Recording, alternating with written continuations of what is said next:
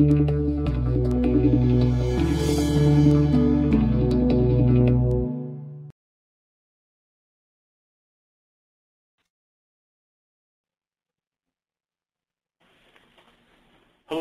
my name is Jim Sweeney, Senior Director in Windchill Product Management, and today I'm going to present an overview of Windchill Cost Analytics.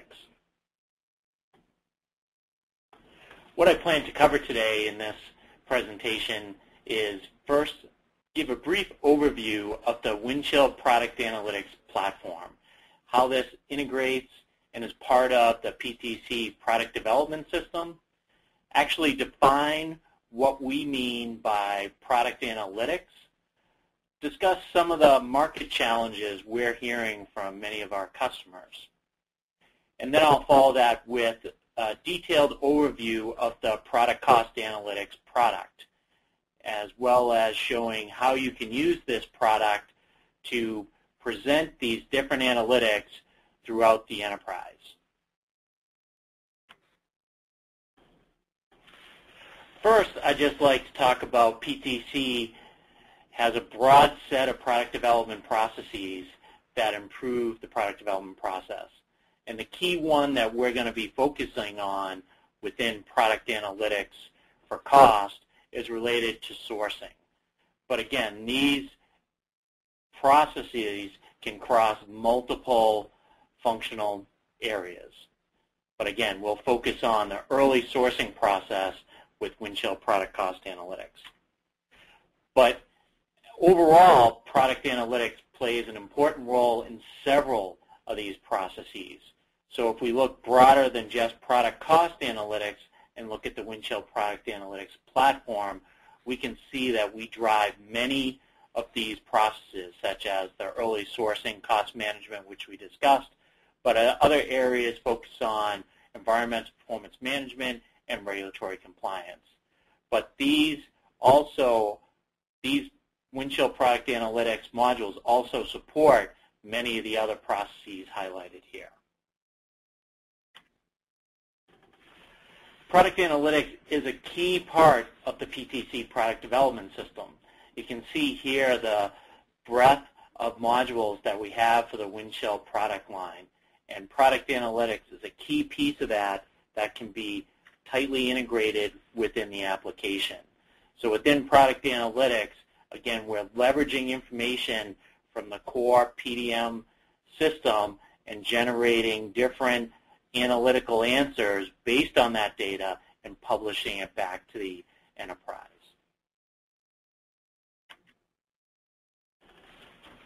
So as we talk to customers about this topic area, we've discussed many different challenges. First of all, product development engineers are facing an increasing list of competing requirements. And these requirements are constantly changing with the products, the suppliers, as well as the targets. But first of all, around compliance. Many customers are being asked to demonstrate compliance, whether it be for specific regulations, such as REACH and ROHS. It could be specific customer regulations that they have to meet, or it could be their own internal standards that drive how they're determining their compliance. But this also can include such things as trade compliance and safety compliance. Also, we're hearing from customers that they're getting lots of pressure, whether it's from within their own company, their customers, or non-government organizations, to develop greener products, to really reduce the environmental impact that their products have. And the way that they're accomplishing this is by focusing on recycling and reuse, LCA or life cycle assessments of their products, to really understand the carbon and the embedded energy used in the manufacturing, the materials, as well as the transportation of those products. As always, customers are facing increasing pressures to get to market quicker. Because of the intense competition, there's always a challenge to shorten the time to market. And the way they need to do that is do a better job of understanding all the different requirements that they have to meet. Also, customers are facing improved product quality demands, whether it be around reliability or serviceability. And last but not least, lower product costs. As companies release a product, they're constantly trying to take cost out of that product on future iterations. They're constantly measuring what the targets for that product are against the actuals and then taking action to correct those. But again, all these challenges are happening as the products are changing, the suppliers are changing, as well as based on market and customer demands, the actual targets they're measuring against can be changing.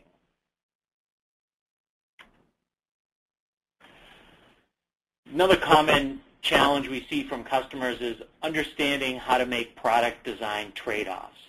So we'll hear customers ask us, how do I select the design with the best overall characteristics? And in this case, we're going to simplify this challenge a little bit.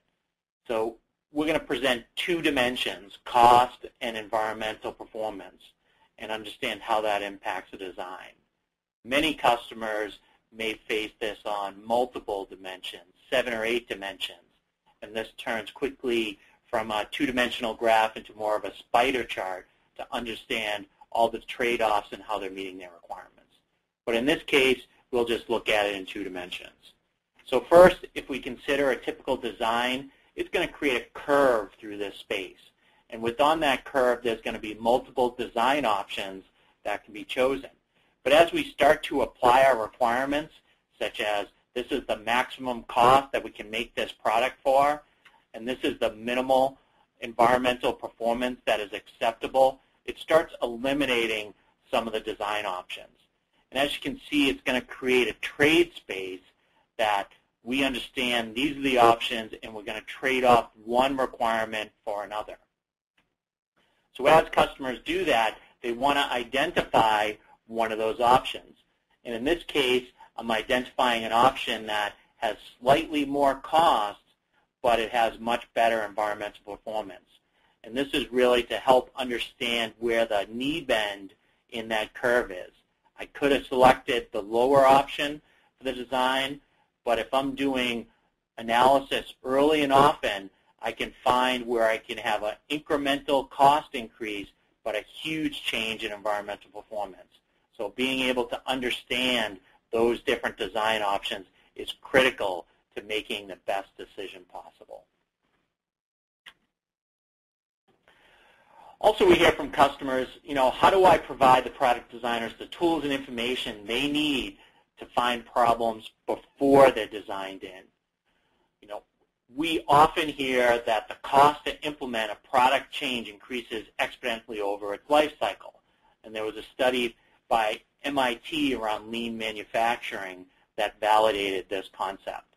So we're illustrating this with this curve. As you go through the product development process, the later in the cycle that you make a design change, the more costly that change is to the business. And what we're seeing typically is that product analytics is done during the manufacturing handoff. Of course, these analyses may be done at multiple times throughout the product development process, but because the BOM is changing, the parts within the BOM are changing, the suppliers are changing, as well as the targets are changing, it is often difficult to do this analysis. So companies are typically doing it when the BOM is pretty stable, there's a limited amount of changes going on from design, and the targets are stable.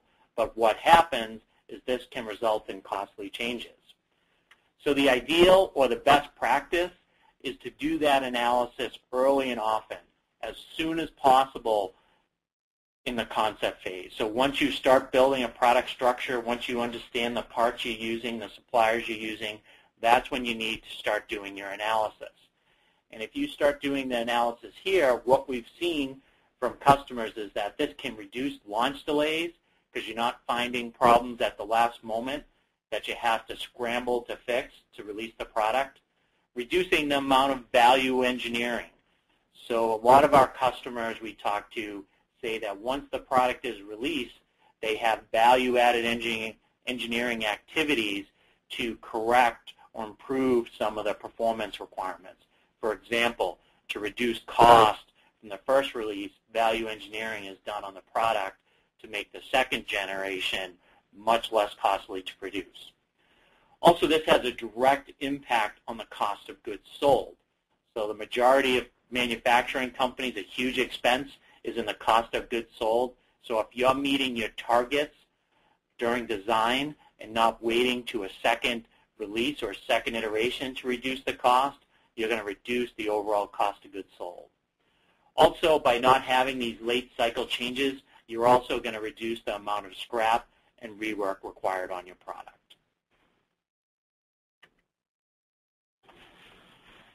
So how do you use product analytics to improve product performance? What we feel is the best practice is managing product performance in 4 fundamental process steps. So first of all, you need to track whether there are regulations or requirements relative to the markets or customers you serve. So this is defining the targets and setting the standard. For example, specific to cost, this is where you define the maximum target cost that you would have for a product and start creating estimates to measure against that target. The second step in the process is to start collecting and validating the required data. So again, related to cost, this means start creating or gathering estimates for individual parts or sub-assemblies within that product. And the key thing is to monitor missing data and also to identify the quality of the data to understand risk. So specific to cost, if you have missing data on a component that you know is not very costly, it has a minimal impact on the overall cost, then you may be okay not collecting that data. Also, for a part that may be a significant part of your cost, if you only have a guess estimate or a non-committed quote for that part data, you may understand that to have some risk associated, with that estimate type. Once you finish that phase, you get to the third step in the process, which is actually analyzing the data. So you need to analyze the data against your requirements to measure your performance. So this means looking at the targets you set for the product, understanding the data you collected for specific to cost, maybe the cost estimates, and understand how you're measuring. So am I meeting my targets? Am I above my targets? Am I below my targets? Then based on that analysis, this is where you start to take action. With specific to cost, if your estimates are above your targets, then this is where you need to start understanding the cost drivers in your parts or sub-assemblies or product and start either redesigning those parts to design out some of that cost or working with suppliers to understand how the cost can be improved. So again, across all the different product analytical dimensions, we feel these are the 4 fundamental process steps to understand what your targets are, to acquire the data, to analyze the data, and then to take action based on that data. So now I'd like to talk about the product analytic platform in general. So this is a complete platform that allows you to measure multiple dimensions for your product, not limited to one point dimension. So what do we plan to do here? Well, we plan to be the leader in component and bill of material analysis solutions that enable users to assess product compliance, performance, and risk beginning early in the innovation process and throughout the product lifecycle. The key capabilities and value we have across these multiple dimensions are the ability to acquire data to fully characterize your components, so whether that's for compliance data, lifecycle assessment data, or for product cost data. We want to be able to reduce the risk by specifying disclosure levels for compliance. Did you get yes, no responses or full material content? Related to product cost, what are your confidence in those estimates? And being able to understand that confidence and relate it to risk. And as we mentioned before, having clear visibility to missing data and understanding if that missing data is critical to your analysis. We're going to be able to synchronize the bill of material parts and suppliers from multiple business systems. So in this case, it could be coming from an ERP system or from Windchill PDM Link. But again, this product analytics platform can get the data where it's needed to do the appropriate analysis. We're going to analyze the bill of material throughout the life cycle. So as soon as there's a bill of material or parts available, we're going to allow you to start doing analysis on them, focusing on this early risk detection. Understand the impact of product changes across multiple dimensions. So as you make changes to a product, you'll be able to see in one application the impact to your compliance, your impact to your life cycle assessment, and your impact to product cost. Again, in one application, you can see the impact across multiple key dimensions. And last but not least, we're going to allow sharing the analytical results with stakeholders throughout the enterprise. So as the stakeholders are working in, for example, Windchill PDM Link, they're going to have visibility to the results of compliance analysis, life cycle assessment analysis, and product cost analysis. This platform also allows us to create custom analytics. Leveraging those key capabilities and values, we're going to be able to deliver custom analytics based on customer needs. For example, customers are looking for weight analysis, trade compliance analysis, country of origin analysis.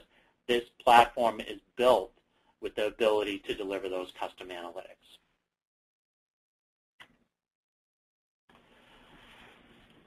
Just to reiterate as well that this product analytics platform is part of the PDS, so we are tightly integrated with the rest of the PTC product development process, and we're going to be leveraging that data during the analysis.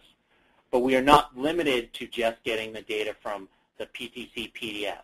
We can pull this data from other sources, such as subscribing data from content service, suppliers, or leveraging reference data, pulling this from ERP systems or other legacy PDM applications, and then using this for the plug-and-play modules across these dimensions. So these dimensions can work in harmony, or they can work as an individual analytical dimension. So you can have one or all these dimensions, and we'll be able to perform the analytic based on what you have defined and publish that back to the enterprise. So let's move on to actual product costs and understand specific to product costs, what are the challenges during product development. So first of all, there's always numerous configurations of your bill of material and no connection to BOM systems. So when customers are doing cost analysis, typically this is done in a spreadsheet or a desktop application. And these applications have difficulty understanding all the options and variants and different configurations of a bill of material. And since they're not connected to a bill of material system, typically the analysis is done on an out-of-date bill of material structure. When creating these different cost estimates, they typically rely on scarce subject matter experts to generate the detailed estimate. You usually have to have extensive manufacturing knowledge to understand if you're going to make a part, what are the processes, tools, materials that are going to be used to make that. And typically there's very few people in the organization that have that depth of knowledge. So it becomes usually a bottleneck on generating those estimates. The cost targets and estimates are usually difficult to share and maintain because they are typically on these spreadsheets. And as these spreadsheets are out of date with the latest bill of material, not in sync with the design, there potentially can be errors in doing the analysis. And then you get the problem of how do I share this critical information that we generated in these spreadsheets to the rest of the enterprise? How does that be visible to engineers when they're making a design selection or a change request and understanding the cost impacts? Also, as the engineers are designing, how do they make design decisions without understanding the cost impact? Typically, an engineer will get a particular requirement such as, we need to improve quality on this part, so they're going to tighten up or lower the tolerances on that part. It will improve quality, but it's going to add cost because now a machine that can meet those tolerance is more costly than the machine that could meet the looser tolerances. So again, how do engineers understand the impacts to the design decisions relating to cost? Typically a very difficult challenge to meet. And then all of these challenges have to be done when the products are constantly changing, the suppliers are changing, and the targets are changing. So this presents a very complex challenge for many of our customers. So now let's get into the specifics of the product cost analytics solution. Let's start by talking about some of the benefits that we've seen talking with customers. So the most immediate one is reducing the product cost. If you measure your product costs consistently throughout the product development process, we're finding that companies are able to reduce their material costs for new products. Also, by looking at the various different cost estimates, using different machining or casting options or different designs, you can actually reduce the part fabrication cost.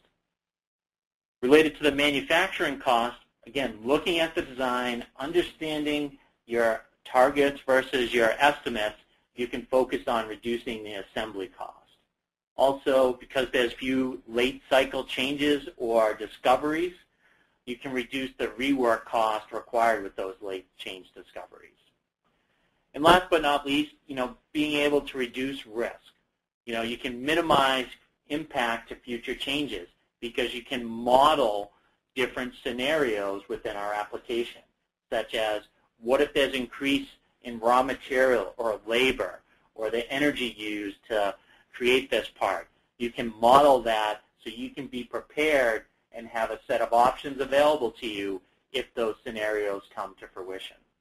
Also, there's a reduced risk of surprises. By constantly measuring early and often, you're going to have better estimates, improve visibility to all stakeholders, and have the ability to understand the different configurations to avoid those late change discoveries.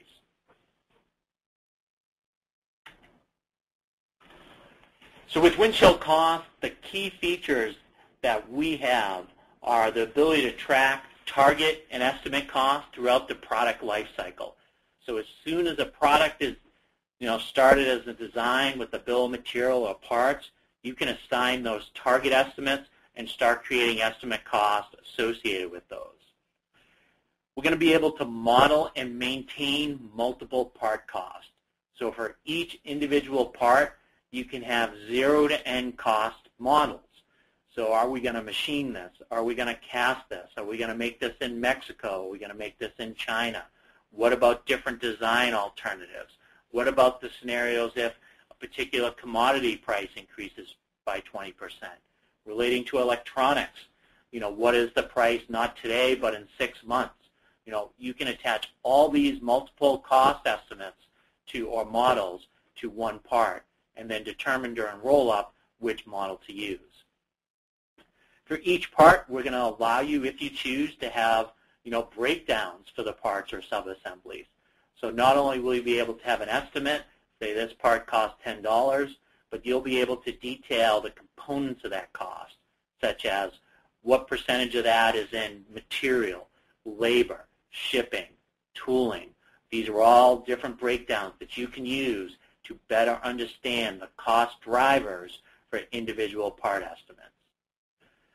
As for the bill of material, we're going to allow you to roll up the costs using multiple cost models.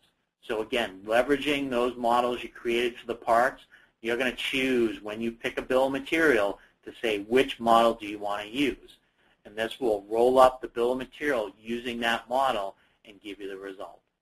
We're also going to allow you to choose a different configuration specification for your bill of material. So if you have a product that has multiple options and variants, alternates and substitutes, you can choose this is the specific configuration that I want to measure. Typically, because configurations can't be selected, customers are measuring generic configurations. And this doesn't allow you to figure out if the low-end model or the high-end model are still within the targets. Also, within the bill of material roll-up, you can optionally choose to include supplier parts. So if you have an approved manufacturer list for a company part and you have 3 or 4 supplier parts under that company part, and each one of those supplier parts have a cost estimate, you can choose to roll up, worst case from the supplier part cost, or you can override that and enter a cost model directly on the OEM part of the company part. As we generate this information, we're also going to graphically display this data where appropriate. So not only will the information be available in a table form, but more intuitively, you'll be able to display the information in pie charts, understand the risk associated with the different estimate types. When looking at the history of a cost, you'll be able to see that as a line chart. When understanding the cost drivers for a particular bill of material, you'll be able to visualize that using a Pareto chart. Also, as you generate these estimates, these will be available if you have 3D viewables in PDM Link using Creo Elements View. So you'll be able to create color-coded reports within Creo Elements View to say, show me all parts above target cost, show me all parts below target cost. And then, being an all web-based application, you'll be able to drill down all the way from Creo Elements View to the detailed cost estimates. This is a way that you can understand the context of the parts and whether or not they're meeting your targets. And this will be available for all the different product analytic dimensions, not just for cost. So let's look at some details about what do we mean by multiple cost estimates for parts. So in this example, you can see for a particular part that I've created 4 different cost estimates. So each one of these cost estimates can have different information relating to what are the breakdowns of the cost estimates and what are the details behind it. Each one of these will have its own history as well. And again, these are all tied to one part. We also will have a concept, as you can see here, called primary. This is going to determine which cost estimate to use by default. But you can see some of the standard cost estimates we're hearing from customers they use are, maybe I reached into an ERP system to pull out the ERP plan cost. Or maybe I pulled in a forecast. Maybe this was done in a spreadsheet. And I said, bring in the forecast for what this part will cost in 2012. I also may have created a guess estimate. Early on in the product development life cycle, maybe I didn't have any CAD geometry, or I didn't have well-defined requirements for this part, but I was still required to create a guess on what this part would cost. Again, I can capture that here and track the history, and as the part evolves through its life cycle, I can change which estimate type I'm using. So you can see here the last estimate type is maybe a quoted cost. So maybe this product is far enough along in its life cycle that I was able to send information to a supplier, and they actually responded with a quote for what this part would cost if we were to buy it from them today. So again, I can see I can have multiple cost estimates with multiple different estimates and histories, as well as the different statuses. And I can choose which one by default to use in roll-ups. So what type of methods are used for creating cost estimates? So what we typically have seen is when you start with the new design, on a very generalized case, we're seeing customers saying that 80% of the parts may be reusing an existing part or some variant of that part. And maybe only 20% of that's going to be new design. And then if you look further into the new part design, chances are there's going to be some breakdown where there are going to be evolutionary designs, meaning save as an existing part, maybe tweak some of the parameters to make a slightly better design. But there are cases where you could have totally revolutionary design, creating a part from scratch. And then based on which part type you have, there's different estimation techniques available for those part costs, as we can see over on the right. These are statistical analysis, so generating a cost estimate based on historical data, guess, manual entry, so whether it's building up a spreadsheet with an estimated process plan or using intuition to understand, hey, this is what we think this part will cost. Using tools that create feature-based analysis. So these are the operations I'm going to use in this part. So this is what we estimate it will cost.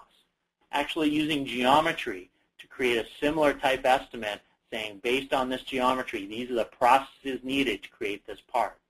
Actually building out a process plan. How's this part going to flow through a factory or the different machining centers to create the part? Create a forecast, again, potentially for if steel prices increase, or if you're looking at electronic components, what is the price not today, but in 6, 12 months? Getting a quote from a supplier, so actually sending a supplier information of the part and having them send back the details about what this would cost based on volume breaks or terms and conditions. And then reaching in potentially to an ERP system and getting an actual cost. Maybe this is the last price we paid for this part when we acquired these parts. And then based on the part type, again, these are limited to the different estimation techniques you can use. So if you're reusing an existing part, these are the different type of techniques you're most likely going to use. If you're creating a revolutionary design, brand new from scratch, these are the different estimation techniques you could use. And then if you're creating an evolutionary design, increases, you can use the statistical analysis, leverage existing data, to create additional estimates. So again, this just gives you an example of the different methods for creating part cost estimates and when they're appropriate. But you also need to layer this on top of, those are just the part cost. How do you actually then calculate the assembly cost? So when I create two parts together, or do I weld them, do I rivet them, how do you accomplish or how do you equate that cost? How do you calculate that? So it's yet another level. Once you create the part cost, you have to take in consideration the BOM configuration and the different assembly costs associated with that. So let's do a little more detail on what are cost breakdowns for a part. So you can see for this simple part I've illustrated here, there could be multiple different breakdowns for that cost. And in general high-level categories, these are usually material cost, production cost, and overhead cost. And you can see some of the details what rolls into that cost. And within our system, we allow you to capture that detailed breakdown for not only each part, but for each part estimate. So you could have different estimates that have different breakdowns.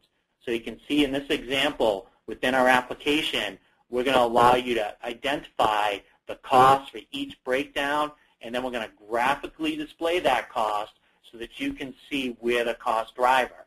In this simple example, you can see that the cost driver for this part is in the labor.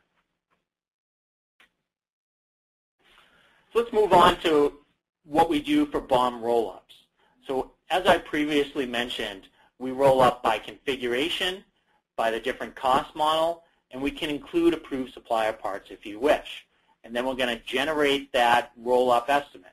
So we're going to say, here's all the estimates multiplied by the quantities and using the appropriate configuration, measure it against the target, and give you a status.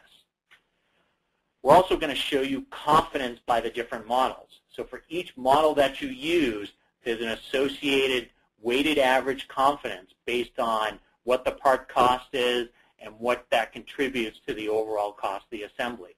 This allows you to compare different cost models for the same product configuration and have this 0 to 100 number to give you some measure of your feeling of confidence between those two models.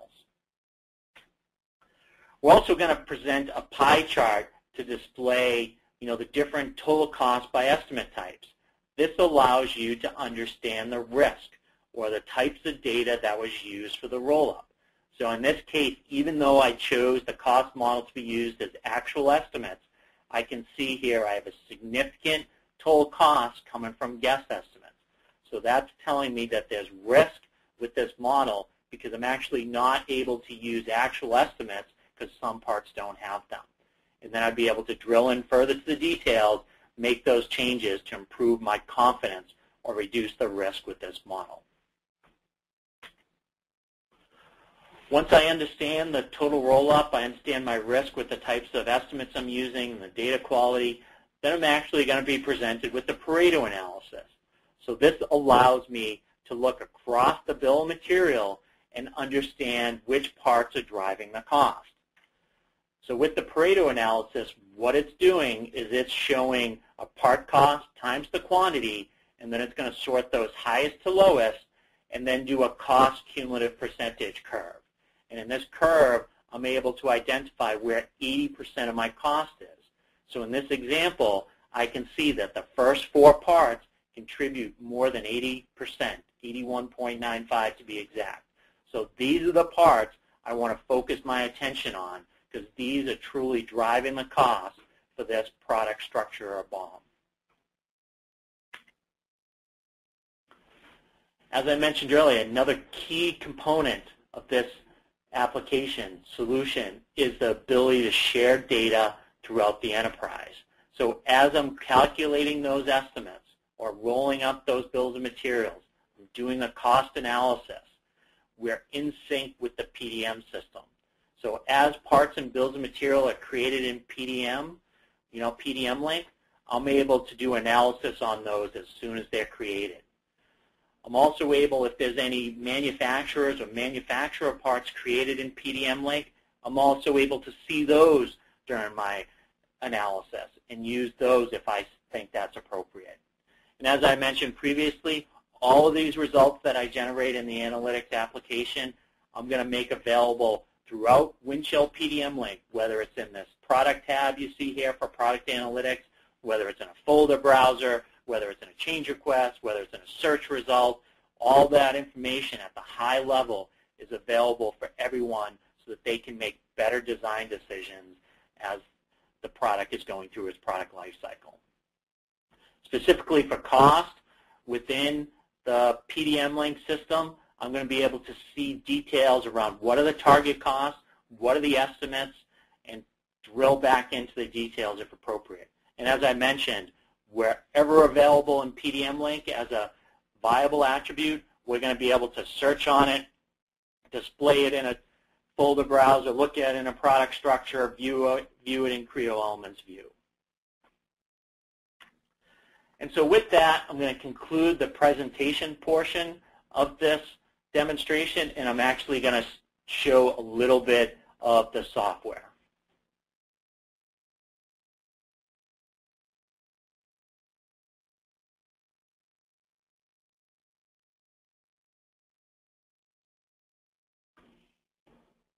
So now you should be seeing Windchill 10.0. And in this case, I have a very simple part, and I want to be able to look at the cost estimates and the compliance associated with this part, then drill down into product analytics to see the details, and then do a roll-up for a subassembly that this part's included in. So you can see here that from right within PDM link, I can jump to a tab for product analytics, and then based on the different analytics I have installed, I will be able to see the environmental compliance and the different cost analytics. So you can see here that now I can see the environmental compliance analysis for this individual part. Is it passing or failing the different regulations? I can see the cost analytics, so I can see my cost status, my target, my estimate type, my confidence. And right from within here, I can jump to see the details. But before I get there, I want to look at some other areas where this information is visible to the entire enterprise. So if I go into a folder view, I can see by changing the view to analytics that for all my parts that have this information, I have this information available to me. So if I'm looking at a folder browser, I can quickly see for individual parts what the cost status is, what the compliance status is.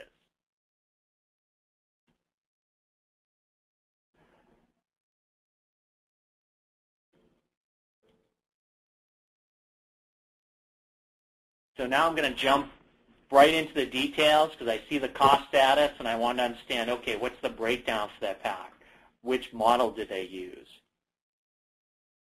So I log into Product Analytics, and now I see information. Again, this part came from PDM link, syncing the data, so I can collapse that and now look across oh, here's my environmental compliance information, and more details, here's my cost information. So in this case, I have an actual estimate, a contracted price, and a forecasted price. So I can drill further into the actual estimate, and here you can see I can see a breakdown for this. And for this particular part, again, the key cost driver for this part is the material. So I could drill in and say, okay, if I want to reduce this part cost, let me see if I can reduce the material cost, either probably through a redesign. Also now I'm going to look for a bill of material that I know that part's used in.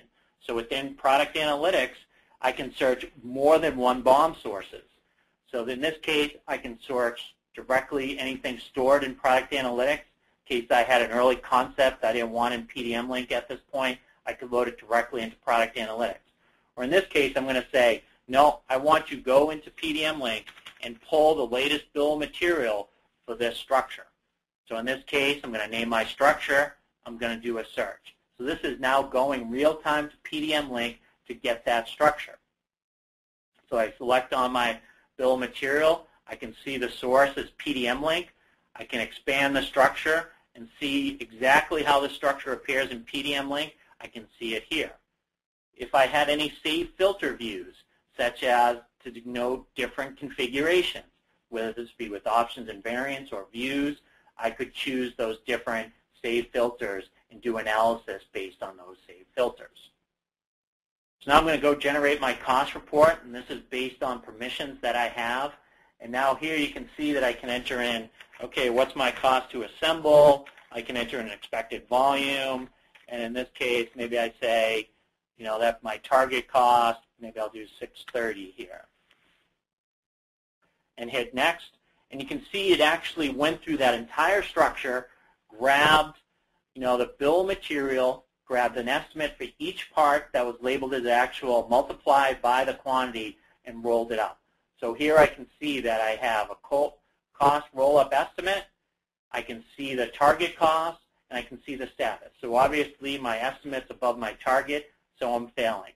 But here we can see the cost estimate confidence is pretty high.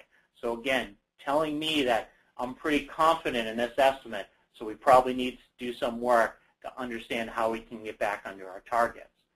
I also can change my graphs to see the estimate by type. So you can see here that 100% of my estimates are using actual. So that's telling me something that, you know, is very important, that with the roll-up, every part I have in this assembly has an actual estimate. So I can scroll down further and see a Pareto analysis. So again, this is taking each part, multiplying the cost by the quantity, and doing highest to lowest with the breakdowns. So I can scroll through my chart, and I can see, okay, these first four parts have 82% of the cost. So I could scroll down into the table, and I could actually jump into details to see that information. So again, I could jump into the oil pump bushing, look at the cost information, and see, wow, that's contributing the majority of the cost of this assembly, so let me focus on reducing the cost of this product. And then I'd be able to do an analysis, roll up the cost, and then as needed, publish this back to the rest of the enterprise so they can make appropriate decisions throughout the product development lifecycle. So that concludes my presentation on Windchill product cost.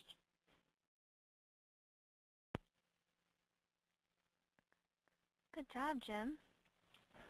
Thanks.